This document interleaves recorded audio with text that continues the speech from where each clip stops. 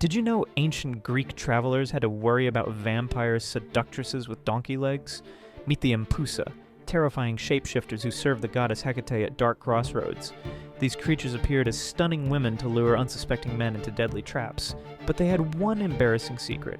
Beneath their flowing robes, they hid one bronze leg and one donkey leg. They desperately tried to keep this flaw hidden in the shadows of night.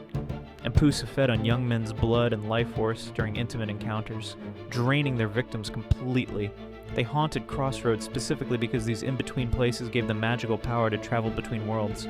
But here's the shocking twist. They had the strangest weakness imaginable. You could instantly banish an Empusa by shouting insults or crude language at them. The philosopher Apollonius once saved his student by loudly calling an Empusa terrible names, causing her to shriek and vanish into thin air. So next time you're at a crossroads at night, remember, sometimes the most beautiful strangers hide the darkest secrets.